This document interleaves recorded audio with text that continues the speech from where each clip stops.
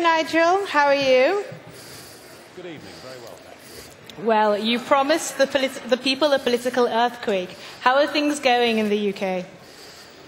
We're not there yet, and it's always very dangerous to count your chickens before they're hatched. But I think from the data that I've got coming in across the United Kingdom, it does look to me, although UKIP is going to win this election, and yes, that will be an earthquake, because never before in the history of British politics has a party that would be seen to be an insurgent party ever topped the polls in a national election. Okay. What do you think will be the big news item of these European elections?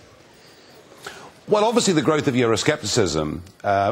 There's always been a degree of scepticism around the continent, but I think since the European project made its two massive mistakes, firstly the Eurozone, which clearly doesn't work and has left a vast swathe of the Mediterranean now stuck in a downward deflationary spiral, and secondly the enlargement of the Union to bring in the former Soviet bloc countries with the rights of free movement between poor and rich countries. And they've been the two great errors.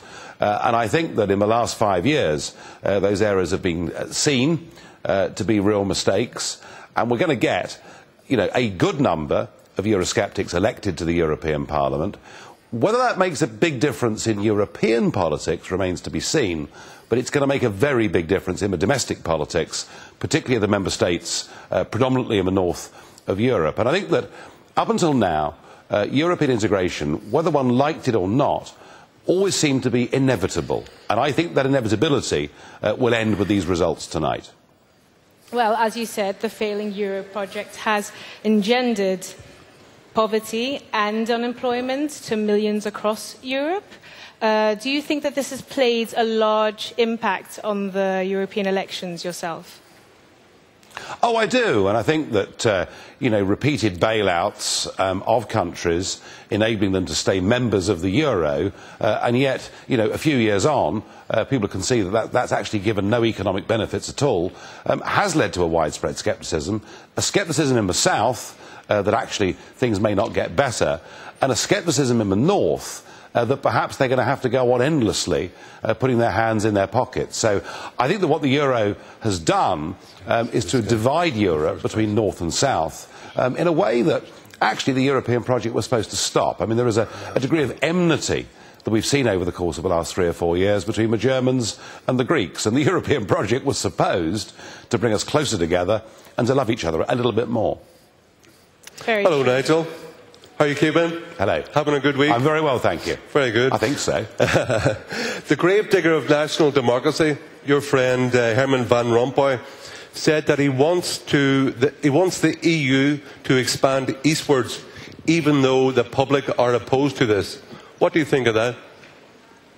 Well, I think the European Union, as I said already, one of its historic errors was to expand too far to the east and to let in the former Soviet bloc countries, and to do that with free movement of people when the minimum wage in Britain is 9 times that of Romania, perhaps explains why there is depopulation going on. But what really worries me is we have an emerging European Union foreign policy, and my goodness me, haven't we seen that played out in the Ukraine? Because over the course of the last 10 years, and I'm not just blaming Brussels, because the British politicians have supported this too, but the message that's been going out to the Ukrainian people from Brussels and from NATO actually as well, not just the EU, is that they want the Ukraine to become part of the European Union and part of NATO. And my feeling is that actually the European Union has sent a false message of hope, particularly to the Western Ukrainians, the more Catholic community. And I believe the EU directly played a role in toppling, maybe corrupt, but a democratically elected government in the Ukraine. And frankly, if you poke the Russian bear with a stick, don't be surprised when he reacts. Yeah. There's still 2 more minutes. Yeah. 2 more minutes. The EPP candidate, Jean-Claude Juncker, said that when it gets serious, you have to lie. Is it good that this man would be in charge of an EU communication budget of €2.4 billion per year? Well, it wouldn't inspire much confidence, would it? But then again, the whole European project's been a lie from the start, in my view, because it was sold to people as being about trade and cooperation. The people were never honestly told that it was about forming a new United States of Europe. And when it really came to the crunch, in 2005, and there was a referendum on the Constitution, the French rejected it, the Dutch rejected it, many of the rest of us, given the chance, would have rejected it. And what did they do in Brussels? They rebranded it as the Lisbon Treaty. They didn't surrender a single power, and they carried on with the project of integration. And ever since that day, I've had no respect for the project at all. I don't just want Britain to leave the European Union, I want Europe to leave the European Union. I don't believe that flag, that anthem and that president, whose name no one knows, really represent what Europe should be. It's time for just one short question. Roger Nesbitt, Okay. Roger. Sky News, please.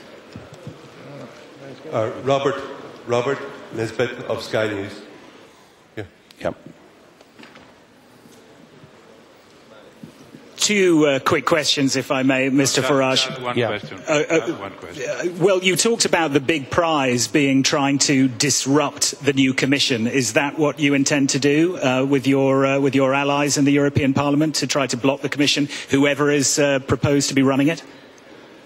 Well, I mean, if there is a wide Eurosceptic alliance and an opportunity to block the appointment of an outright raving federalist, from what I can see all the candidates are, then yes, we try to do so. But I still think that the real effect of these elections, with big Eurosceptic gains in many countries, will be less what happens in Brussels and more what happens within the member states. And I think the day when we have more referendums on EU membership and membership of the euro will have come much, much closer with these results tonight.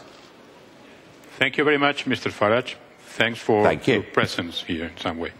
Voilà, on me dit d'attendre maintenant. I'm told we now have a 10-minute wait before the first results are going to be displayed on the screens and announced.